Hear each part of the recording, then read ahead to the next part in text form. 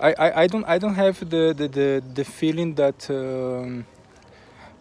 that many composers are satisfied with the relation between what they learn and what they do, and principally the, so to say, academical composers. Okay. If you see, for example, if you check how are the see, for example, a lesson in harmony, yeah. Most of the time you learn a lot of things, basic things, okay, important things, but on the majority you will have a case where on the same class you have students with another interest. I mean, pianists and violinists and etc. Okay. So, for example, I had lessons like that. Okay. And even among composers or music theorists, you have people also with like many composers today with many different life tasks, let's say, artistically, yeah. And what happens is that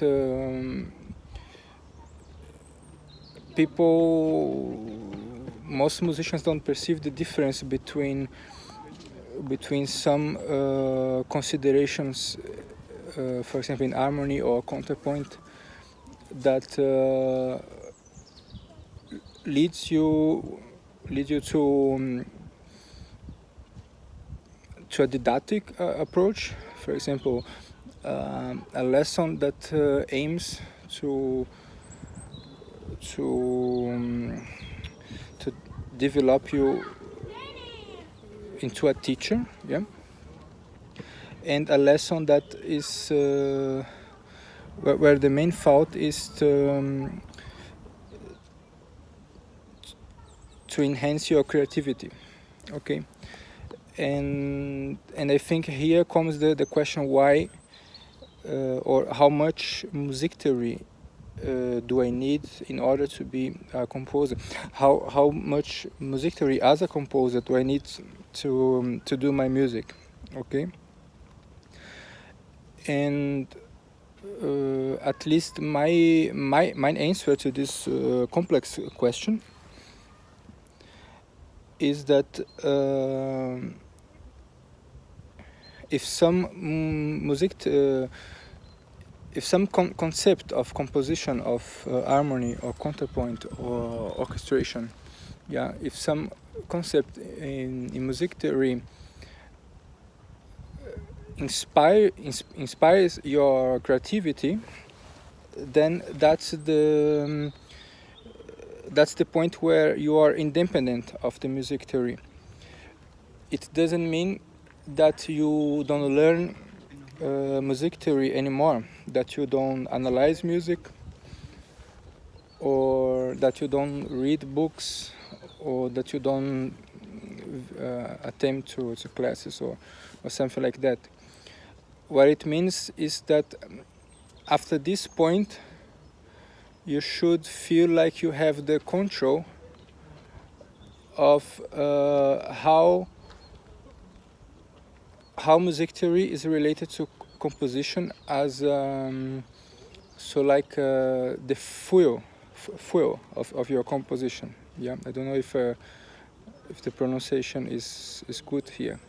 Yeah, it's the main source, is one of the source of your creativity, but a very important one that you feel that you can control. Yeah. So, for example, there is this. If someone read, for example, the book, Schoenberg's book on harmony, there you can perceive how the most important lesson of this book is is to know how the harmony is very, it's like a water that you can manage it the way as you want in order to get some precise results. Yeah, and the first insight of Schoenberg was that it leads to a how is this verb? It leads to a case where the Klangfarbe, yeah, the timbre, the kind of sound that you want, yeah, is completely related to harmonic things, but harmonic phenomena, they are submitted to another level of concepts, yeah, for example form, yeah, this, so some principles of comprehensibility and orchestration, yeah, timbre, yeah. I think Schoenberg tried to teach you how to think harmonically and how to see the freedom there after you obey to some laws, so to say. Yeah, these laws, they are in fact you need to see that as a tendency of some sounds. Yeah. Of course, there is a discussion to see if the sound has a tendency in itself. But of course, if you see the sound as an element of meaning, yeah, if a sound has meaning to you or for us, it has a historical component, yeah, and then that's why we can say that this sound was used in this sense. So this sound has always this meaning, yeah. And like every meaning, like the meaning of the words, yeah, you can change it and you can reappropriate in another meaning. Okay, and that's the main thing. And if you consider this freedom, yeah, as related to something very, very conceptual, yeah, then you get the point, the axis, so to say, between music theory and composition. Another example is, for example, you read Hindemith's work on harmony and counterpoint. Yeah, the system that he suggests there is a very complex one, and the way he wants that you analyze music, it's very complex. Okay, then you may ask yourself, okay, should I learn that in order to compose music maybe similar to Hindemith? Yes and no. But the most important part of this answer is the no. Here I would like to highlight this no, because if some concepts are already enough to you to do the music that you always wanted to do, then that's the point where music theory is enough to you. Yeah. But the interesting thing is that after you find the point where music theory is enough to you, then you can paradoxically, you feel that like you can control the way the concepts determine your artistical process. Yeah. For example, now I am interested in some ambiguity between 5-part harmony, between tonal and atonal music. If you consider the harmony with 5 parts, okay.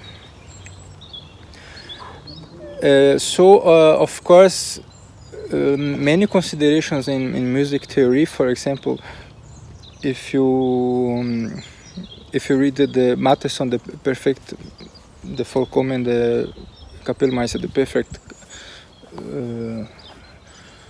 church musician, okay. Many considerations there are not so important for my artistical aim, so to say, at the moment, as, for example, to analyze Scriabin, where you can see in some points of his music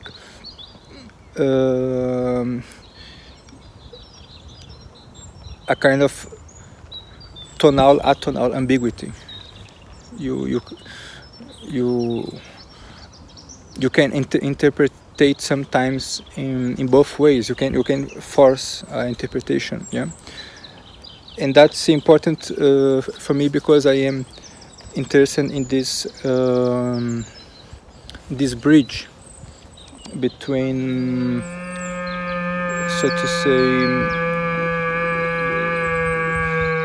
two compositional universe, yeah, maybe if you can say, or two compositional worlds, if you see like that. So after you get some concept, and this concept is important for you, so you reach this point where you can look for another concepts, not because there is a line in sense of your academical improvement or something like that, but because already as a composer, as an artist, you create the conditions of your creativity. It means you create also the theoretical conditions of your creativity. Yeah.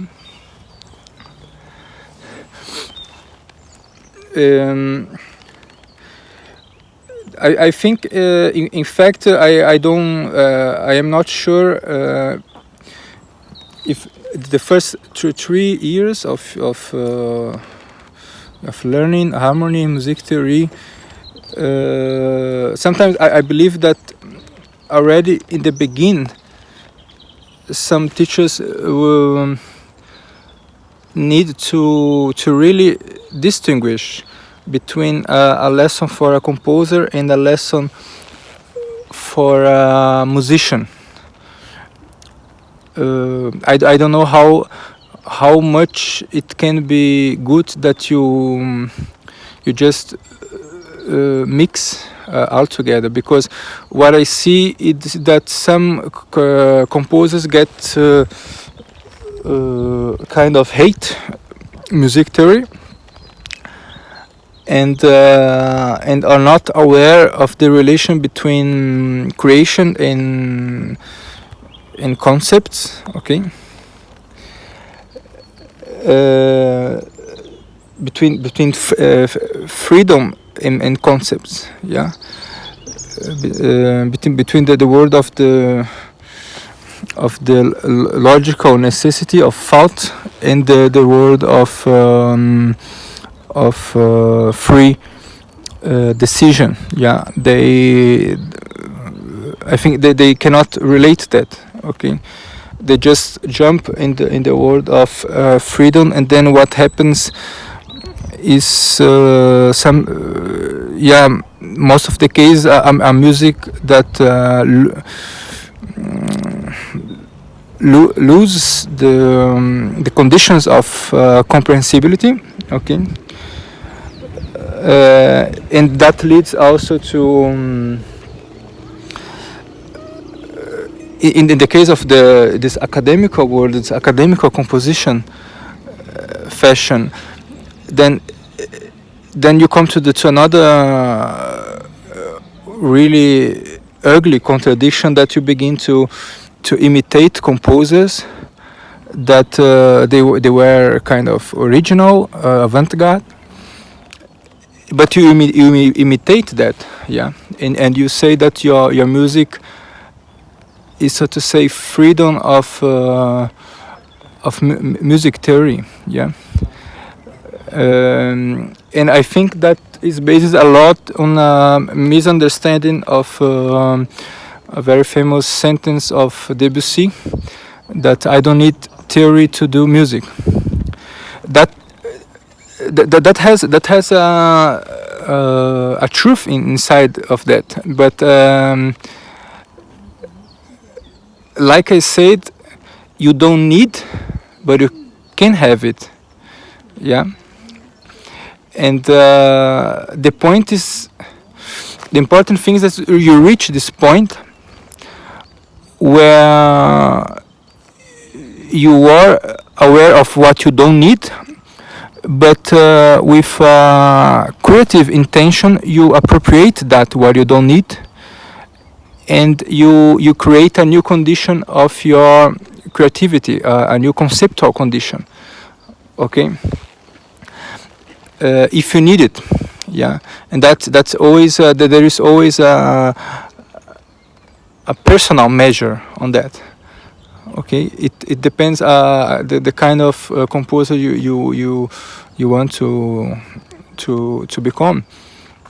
And here I try to speak in fact in an overall sense. Maybe you want to do music, very simple music, or even pop music, or the rock, or the classical conservative music. It will stay always the same. You need to relate the concepts to your creativity, and find by your own how it works, okay. In the next videos of my channel, I will try to I will of course teach some music theoretical concepts, but one of my main tasks is to get clear with this relation that I'm talking about, and of course to myself I do that also because I felt some paradox, yeah, or some contradiction. Yeah. Sometimes I felt that when I compose something, or that I improvise, I'm principally improvisator now. When I do that, of course I have the feeling that sometimes I am led just by the sense, okay. But if I stay like that and I just say that, it can be a very misleading idea, because if I think about that, I can perceive that there is always a conceptual word behind my sensibility. In this conceptual word forms my sensibility, okay. So that's a very interesting thing. Always, if you have a problem with your sensibility, and what the result you have with your sense, yeah. Always, if you have a problem with that, you can and you need to go back to the level of the concept, to go back or to go beyond, so to say, yeah. and as a composer, you do that, but already with a creative intention. Yeah, it's not something like I didn't learn music theory until this concept. For example, the 12-tone music, for example. Yeah, I don't know nothing about 12-tone music. Yeah, so I will wait for compose later something that are close to that. No, I think it's not that's not the point. Yeah, if you are not composing already with the concepts that you already have, how can you be sure that you can compose with the new concepts that you will acquire? Yeah. What makes you a composer is that always, if someone teach to you a new concept, for example, dominant, tonica, and a substitution for the normal cadence that you already know. Yeah. If someone teaches you 3 or 4 concepts like that, for example, that you can do the whole music with closed harmony, something like that, okay? What makes you composers is that it already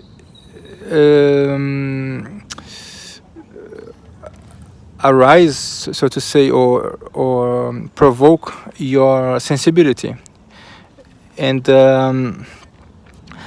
with 1 or 2 concepts, you have the feeling that a lot of music can be made based on these things, okay? And if you don't have this feeling that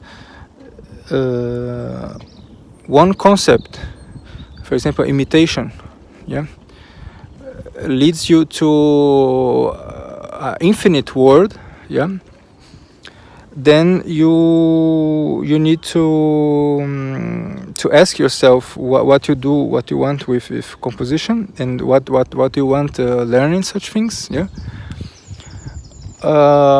Or maybe you need to just philosophize, so to say, and hear music, and maybe you come to a new situation where you get this fundamental relation that gives sense to any music theory, okay? So you feel that, so you can feel that music theory is not so much a way to explain what is there and to teach what is there, but it is principally a conscience that you can create the conditions of your creation.